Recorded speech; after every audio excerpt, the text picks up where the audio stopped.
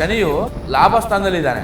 ಆರ್ಥಿಕದಲ್ಲಿ ಮತ್ತು ವೃತ್ತಿಪರವಾಗಿ ದೊಡ್ಡ ಮಟ್ಟದಲ್ಲಿ ಯಶಸ್ವಿ, ಸಮೃದ್ಧಿ, ಸಾಧನೆಗಳ ಹಾದಿ ಅಂತ ಹೇಳ್ಬೋದು. ಅವರಿಗೆ ಅವನು ಸೋಲು ಅನ್ನೋ ವಿಚಾರ ಇರೋದಿಲ್ಲ.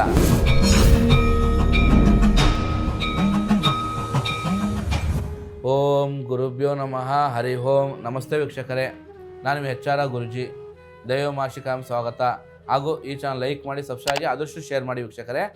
2026-27ರ ಪರಭಾವ ನಾಮ ಸಂವತ್ಸರದ ಯುಗಾದಿ ಭವಿಷ್ಯ ಬಗ್ಗೆ ತಿಳಿಸ ಬಂದಿದ್ದೇನೆ. ಅದರಲ್ಲಿ 2ನೇ ರಾಶಿ ವೃಷಭ ರಾಶಿ ಆಗುತ್ತೆ. ಈ ರಾಶಿಯವರು ಈ ವರ್ಷ ಯಾವ ಥರ ಇದೆ, ಅನುಕೂಲ ಯಾವ ಥರ ಇದೆ, ಅನನುಕೂಲ ಯಾವ ಥರ ಇದೆ, ಮತ್ತು ಅವ್ರಿಗೆ ಒಳ್ಳೇದು ಯಾವುದು, ಕೆಟ್ಟದ್ದು ಯಾವುದು ವಿಚಾರಗಳೇ ತಿಳಿಸೋದು ಬಂದಿದ್ದೇನೆ ವೀಕ್ಷಕರೇ. ಮೊದಲನೇದಾಗಿ ಈ ರಾಶಿಯವರು ಸಂಪೂರ್ಣವಾಗಿ ಸಿದ್ಧಿ ಮತ್ತು ಸಮೃದ್ಧಿಯ ಕಾಲವಾಗಿದೆ. ಯಾಕಂತಂದರೆ ಶನಿಯು ಲಾಭ ಸ್ಥಾನದಲ್ಲಿದ್ದಾನೆ. 11ನೇ ಮನೆಯಲ್ಲಿ ಇರೋದ್ರಿಂದಾಗಿ ಆರ್ಥಿಕದಲ್ಲಿ ಮತ್ತು ವೃತ್ತಿಪರವಾಗಿ ದೊಡ್ಡ ಮಟ್ಟದಲ್ಲಿ ಯಶಸ್ವಿ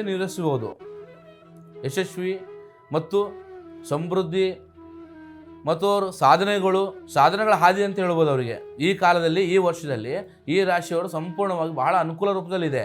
ಯಾಕಂತಂದರೆ ಪ್ರಥಮ ಸ್ಥಾನದಲ್ಲೇ, ಅಂದರೆ ಪ್ರತಿಯೊಂದು ವಿಚಾರದಲ್ಲಿ ಲಾಭದಾಯಕ ಆಗ್ತಾ ಹೋಗುತ್ತೆ. ಯಾಕೆ ಶನಿಯು ಲಾಭ ಸ್ಥಾನದಲ್ಲಿದ್ದಾನೆ. ಶನಿ ಲಾಭ ಸ್ಥಾನದಿದ್ದಾಗ ಅವನು ಸೋಲು ಅನ್ನೋ ವಿಚಾರ ಇರೋದಿಲ್ಲ. ಯಾಕೆ ಸೋಲ ಮಾತೇ ಇರೋದಿಲ್ಲ. ಪ್ರತಿಯೊಂದು ಹೆಜ್ಜೆ ಕೂಡ ಅವರಿಗೆ ಗೆಲುವಿನ ದಾರಿ ಆಗ್ತಾ ಹೋಗುತ್ತೆ, ಜಯ ದಾರಿ. ಈ ದಾರಿಯಲ್ಲಿ ಅವರಿಗೆ ಅನುಕೂಲ ಜಾಸ್ತಿ ಆಗ್ತಾ ಹೋಗುತ್ತೆ. ಅನುಕೂಲ ಯಾವ ಥರ ಇದೆ? ಆರ್ಥಿಕದಲ್ಲಿ ಅಭಿವೃದ್ಧಿ ಸಂಪೂರ್ಣವಾಗಿ. ಶನಿಯು ಸಂಪೂರ್ಣವಾಗಿ ಸ್ಥಾನ ಮತ್ತು ಘನತೆ, ಗೌರವ ಮತ್ತು ಸ್ಥಿರವಾದ ಆದಾಯಗಳು, ಸನ್ಮಾನಗಳು, ಪ್ರಮೋಷನ್ ರೂಪದಲ್ಲಾಗಲಿ ಮತ್ತು ಆಸ್ತಿ ಆಡಂಬರ ರೂಪದಲ್ಲಾಗಲಿ ಪ್ರತಿಯೊಂದು ಕೂಡ ಅವ್ರು ಏನೇ ಮಾಡಲಿ ಅವ್ರು ಯಶಸ್ವಿ ಆಗ್ತಾ ಹೋಗುತ್ತೆ. ಮತ್ತು ಯಾವುದೇ ಒಂದು ಇನ್ವೆಸ್ಟ್ ಮಾಡಿ ಹೋಗ್ತಾರೆ, ಅಂದರೆ ಶೇರಲ್ಲಾಗಲಿ, ಇಲ್ಲಿ ಯಾವುದೋ ಒಂದು ಭೂಮಿ ವಿಚಾರದಲ್ಲಾಗಲಿ ಪ್ರತಿಯೊಂದು ಅವರಿಗೆ ಲಾಭದಾಯಕ ಆಗ್ತಾ ಹೋಗುತ್ತೆ. ಆರ್ಥಿಕದಲ್ಲಿ ಮತ್ತು ಹಣಕಾಸು ಸ್ಥಿರತೆ ರೂಪದಲ್ಲಿ ಎದುರಾಗ್ತಾ ಹೋಗೋದು ನೋವು, ಕಷ್ಟ, ದುಃಖಗಳು ಪ್ರತಿಯೊಂದು ನಿವಾರಣೆ ಆಗ್ತಾ ಹೋಗುತ್ತೆ.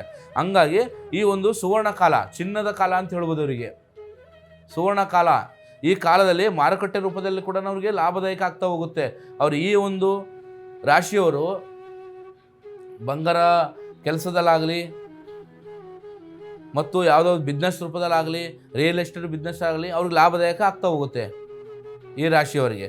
ಮತ್ತು ವೃತ್ತಿ ಜೀವನದಲ್ಲಿ, ಉದ್ಯೋಗದಲ್ಲಿ ಬಡಿತ ಸಿಗುವಂಥ ಯೋಗ, ಪ್ರಮೋಷನ್ ಸಿಗೋದು, ಪ್ರಮೋಷನು ಮತ್ತು ಅವರಿಗಿಂತ 2 ಪಟ್ಟು ಜಾಸ್ತಿ ರೂಪದಲ್ಲಿ ಏನು ಕೆಲಸ ಮಾಡಿರ್ತಾರೆ, 2ಕ್ಕಿಂತ ಡಬಲ್ ರೂಪದಲ್ಲಿ ಲಾಭದಾಯಕ ಪ್ರಮೋಷನ್ ಸಿಗುವಂಥ ಯೋಗ ಬರ್ತಾ ಹೋಗುತ್ತೆ. ಮತ್ತು ಮೇಲಧಿಕಾರಿ ಕಿರುಕುಳ ಯಾವುದೇ ರೂಪದಲ್ಲಿದ್ದರೂ ಅವರು ಇವ್ರಿಗೆ ಶರಣ ಆಗುವಂಥ ಯೋಗ ಬರ್ತಾ ಹೋಗುತ್ತೆ. ಶತ್ರುಗಳು ಮಿತ್ರರಾಗುವಂಥ ಕಾಲದಲ್ಲಿ ಮತ್ತು ನಿರುದ್ಯೋಗಿಗಳಿಗೆ ಒಳ್ಳೆ ಕಡೆ ಜಾಬು, ಒಳ್ಳೆ ಕಡೆ ಕೆಲಸ, ಎಲ್ಲ ಕಡೆಯಿಂದ ಅವರಿಗೆ ಲಾಭದಾಯಕ ಆಗ್ತಾ ಹೋಗುತ್ತೆ. ಮತ್ತು ವ್ಯಾಪಾರಸ್ಥರಿಗೆ ತುಂಬ ಲಾಭ ಆಗ್ತಾ ಹೋಗುತ್ತೆ. ಮತ್ತು ದೂರ ಪ್ರಯಾಣ ರೂಪದಲ್ಲಿ ಲಾಭ ಆಗ್ತಾ ಹೋಗುತ್ತೆ ಅವರಿಗೆ. ದೂರ ಪ್ರಯಾಣ ಭಾಳ ದಿನದಿಂದ ಅವ್ರಿಗೆ ದೂರ ಪ್ರಯಾಣ ರೂಪದಲ್ಲಿ ಬರೀ ಅಡೆತಡೆ ಕಿರಿಕಿರಿ ಆಗ್ತಾ ಹೋಗುತ್ತೆ. ಅದು ಈಗ ಕಾಲ ಕೂಡ ಬಂದಿದೆ. ಈ ಕಾಲದಲ್ಲಿ ಅವರಿಗೆ ದೂರ ಪ್ರಯಾಣದಲ್ಲಿ ಲಾಭ ಮತ್ತು ವ್ಯಾಪಾರ ಸ್ಥಾನದಲ್ಲಿ ಲಾಭ, ಶತ್ರುಗಳು ಮಿತ್ರ ರೂಪದಲ್ಲಿ ಲಾಭ, ಈ ಥರ ಆಗ್ತಾ ಹೋಗುತ್ತೆ. ಮತ್ತು ಶುಭ ಕಾರ್ಯಗಳಿಗೆ ಯಶಸ್ವಿ ಕಾಲ ಅಂತ ಹೇಳ್ಬೋದು. ಶುಭ ಕಾರ್ಯಗಳಿಗೆ ಮತ್ತು ಮದುವೆ ಕಾರ್ಯ ಆಗಲಿ, ಮತ್ತು ಎಂಗೇಜ್ಮೆಂಟ್ ಆಗಲಿ, ಮತ್ತು ಸಂತಾನ ರೂಪದಲ್ಲಾಗಲಿ, ಮತ್ತು ಗೃಹ ಕಟ್ಟಡ ರೂಪದಲ್ಲಾಗಲಿ, ಪ್ರತಿಯೊಂದು ವಾಹನ ಯೋಗದಲ್ಲಾಗಲಿ, ಈ ಎಲ್ಲ ಯೋಗಗಳು ಈ ಕಾಲದಲ್ಲಿ ಶುಭ ರೂಪದಲ್ಲಿ, ಶುಭ ಕಾರ್ಯ ರೂಪದಲ್ಲಿ ಅವರಿಗೆ ಯಶಸ್ವಿ ಆಗ್ತಾ ಹೋಗುತ್ತೆ. ಇದರಿಂದಾಗಿ ಮಂಗಳ ಕಾರ್ಯ ಜೀವನದಲ್ಲಿ ನಡೀತಾ ಹೋಗುತ್ತೆ. ಮಂಗಳ ಕಾರ್ಯಗಳು ಸಂಪೂರ್ಣವಾಗಿ ಅವರಿಗೆ ಲಾಭದಾಯಕ ರೂಪದಲ್ಲಿ ನಡೀತಾ ಹೋಗುತ್ತೆ ವೀಕ್ಷಕರೇ. ಇದರಿಂದಾಗಿ ಅವ್ರಿಗೆ ಎಲ್ಲ ರೀತಿಯಿಂದ, ಎಲ್ಲ ಕಡೆಯಿಂದ ಲಾಭ ಆಗ್ತಾ ಹೋಗುತ್ತೆ. ಬೇಗ ಹೆಣ್ಣು ಮಕ್ಕಳಿಗೆ, ವೃಷಭ ರಾಶಿಯವರಿಗೆ, ಹೆಣ್ಣು ಮಕ್ಕಳಿಗೆ ಅವರಿಗೆ ಕಂಕಣ ಬಲದಲ್ಲಿ, ಬಲ ರೂಪದಲ್ಲಿ ಮತ್ತು ಗುರುಬಲ ರೂಪದಲ್ಲಿ ಅವರಿಗೆ ಲಾಭದಾಯಕ ಆಗ್ತಾ ಹೋಗುತ್ತೆ. ಮತ್ತು ಧೈರ್ಯ ಮತ್ತು ಆತ್ಮವಿಶ್ವಾಸ ಹೆಚ್ಚುವಂಥ ಕಾಲ ಈಗ. ಧೈರ್ಯ, ಆತ್ಮವಿಶ್ವಾಸ ಮತ್ತು ಎಷ್ಟೋ ದಿನದಿಂದ ಕುಗ್ಗು ಹೋಗಿರ್ತಾರೆ, ಬರೀ ಕಷ್ಟದಲ್ಲಿ ಒದ್ದಾಡಿ ನನ್ನ ಕೈಲಿ ಏನೂ ಆಗಲ್ಲಪ್ಪ ಅಂತ ಸ್ಥಿತಿಲಿ ಬಂದವ್ರಿಗೂ ಕೂಡ ಈ ಕಾಲದಲ್ಲಿ, ಈ ಒಂದು ವೃಷಭ ರಾಶಿ ಈ ವರ್ಷದಲ್ಲಿ ಸಂಪೂರ್ಣವಾಗಿ ಅವರಿಗೆ ಧೈರ್ಯ ಮತ್ತು ಆತ್ಮವಿಶ್ವಾಸ ಮತ್ತು ಎಂಥ ಸವಾಲುಗಳು ಕೂಡ ಎದುರಿಸುವಂಥ ಸ್ಥಿತಿ ಬರ್ತಾ ಹೋಗುತ್ತೆ. ಎಲ್ಲ ರೀತಿಯಿಂದ ಪ್ರಭಾವ ಶಕ್ತಿಗಳು ಪ್ರತಿಯೊಂದು ವಿಚಾರ ರೂಪದಲ್ಲಿ ಅವರಿಗೆ ಲಾಭದಾಯಕ ಆಗ್ತಾ ಹೋಗುತ್ತೆ ವೀಕ್ಷಕರೇ. ಮತ್ತು ಇದು ಬಿಟ್ಟು ಎರಡನೇ ಹಂತದಲ್ಲಿ ಅನಾನುಕೂಲಗಳು ಸ್ವಲ್ಪ ಹುಷಾರಿರಬೇಕಾಗುತ್ತೆ. ಅನಾನುಕೂಲ ಯಾವ ಥರ ಅಂತಂದರೆ ಆರೋಗ್ಯ ಮೇಲೆ ಪೆಟ್ಟು ಬೀಳೋದು, ಅನಾರೋಗ್ಯದಿಂದ ತೊಂದರೆ ಉಂಟಾಗೋದು ಮತ್ತು ಇದರಿಂದ ಆಸ್ಪತ್ರೆ ಸೇರುವಂಥ ಮೂಮೆಂಟು, ಇಲ್ಲ ಸ್ವಲ್ಪ ಸಣ್ಣ ಪುಟ್ಟ ಬಾಧೆಗಳಿಂದಾಗಿ ಒಂದು ಸ್ಟ್ರೋಕ್ ರೂಪದಲ್ಲಾಗಲಿ, ಇಲ್ಲ ಒಂದು ಆಪರೇಷನ್ ರೂಪದಲ್ಲಾಗಲಿ, ಇಲ್ಲ ಸಮಸ್ಯೆಗಳಿಂದಾಗಿ ಬರೀ ದಿನೇ ಟಾಬ್ಲೆಟ್ಸ್ ರೂಪದಲ್ಲಿ ಅವರಿಗೆ ಜೀವನ ಸಾಗಿಸುವಂಥ ಯೋಗ. ಇದರಿಂದಾಗಿ ಸ್ವಲ್ಪ ಆರೋಗ್ಯ ಕಡೆ ನಿರ್ಲಕ್ಷ್ಯ ಮಾಡಬೇಡಿ ದಯವಿಟ್ಟು. ಯಾಕಂತಂದರೆ ಆರೋಗ್ಯ ನಿರ್ಲಕ್ಷ್ಯ ಮಾಡಿದಷ್ಟು ಸಂಪೂರ್ಣವಾಗಿ ತೊಂದರೆ ಕೊಡ್ತಾ ಹೋಗುತ್ತೆ ಮತ್ತು ಊಟ ಮಾಡೋ ವಿಚಾರದಲ್ಲೂ ಕೂಡ ತೊಂದರೆ ಕೊಡ್ತಾ ಹೋಗುತ್ತೆ. ಇದರಿಂದಾಗಿ ಅಜೀರ್ಣ ಶಕ್ತಿ ಜಾಸ್ತಿ ಆಗ್ತಾ ಹೋಗುತ್ತೆ, ತೊಂದರೆಗಳಾಗ್ತಾ ಹೋಗುತ್ತೆ. ಹುಷಾರಿರೋದು ಒಳ್ಳೆಯದು. ಮತ್ತು ಅಹಂಕಾರ ಎಚ್ಚರಿಕೆ. ಯಾಕಂದ್ರೆ ಇವೆಲ್ಲ ಒಳ್ಳೆಯದಾಗೋ ಸಮಯದಲ್ಲಿ ನಾನು ಅನ್ನೋದು ಹಾಮು ಕಮ್ಮಿ ಮಾಡಿದಷ್ಟು ಒಳ್ಳೆಯದು. ನಾನು ಅನ್ನೋದು ಹಾಮು, ಅಹಂಕಾರ, ನನ್ನಿಂದನೇ ಎಲ್ಲ, ನಾನು, ಈ ಒಂದು ವಿಚಾರಗಳು ಏನಿರುತ್ತೆ ಸೊಕ್ಕು ಅಂತ ಹೇಳ್ತಾರೆ. ಈ ಸೊಕ್ಕಿನ ಮಾತು, ಅಹಂಕಾರ ಮಾತು ಭಾಳ ಕೆಟ್ಟ ವಿಚಾರ. ಇದರಿಂದಾಗಿ ನಿಮ್ಮ ಏಳಿಗೆ ಕೂಡ ನಿಮಗೆ ಅದು ತಳ ಬೀಳಿಸುವಂಥ ಸ್ಥಿತಿ ಬರ್ತಾ ಹೋಗುತ್ತೆ. ಯಾಕಂದ್ರೆ 4 ಜನರ ಮುಂದೆ ಸಂಪೂರ್ಣವಾಗಿ ಅಹಂಕಾರದಿಂದಾಗಿ ನಿಮ್ಮ ತಲೆ ನೀವೇ ತೆಗೆಸ್ಕೋಬೇಕಾಗುತ್ತೆ. ಅಹಂಕಾರದಿಂದ ದಯವಿಟ್ಟು ಹೋಗಬೇಡಿ. ಮತ್ತು ಸಂಗಾತಿಯೊಂದಿಗೆ ಭಿನ್ನಾಭಿಪ್ರಾಯ ಭಾಳ ಬರುವಂಥ ಸ್ಥಾನ.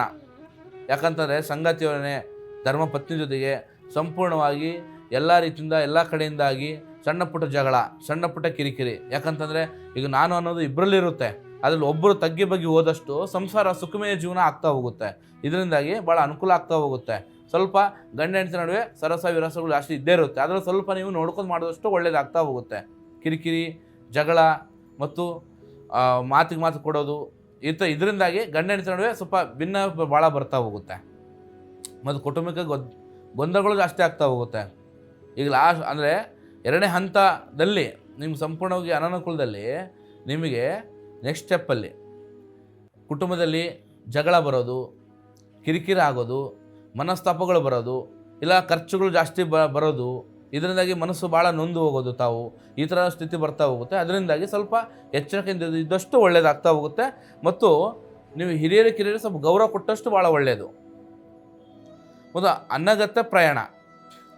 ಈಗ ಸುಮ್ಮನೆ ಅಗತ್ಯ ಇಲ್ದಾಗೆ ಸುಮ್ಮನೆ ಬೇಕಂತಲೇ ಸುಮ್ಮನೆ ಪ್ರಯಾಣ ಮಾಡೋದು, ಸುಮ್ಮನೆ ಖರ್ಚು ಜಾಸ್ತಿ ಮಾಡ್ಕೊಂಡು ಹೋಗೋದು, ಕಿರಿಕಿರಿ ಆಗ್ತಾ ಹೋಗೋದು, ಸಮಸ್ಯೆಗಳು, ಇದರಿಂದಾಗಿ ಸಮಸ್ಯೆ ಬರೋದು. ಇದರಿಂದಾಗಿ ಸ್ವಲ್ಪ ದೂರ ಪ್ರಯಾಣ ಆದಷ್ಟು ಸ್ವಲ್ಪ ತಕ್ಕ ಮಟ್ಟಿಗೆ ಕಮ್ಮಿ ಮಾಡಿ.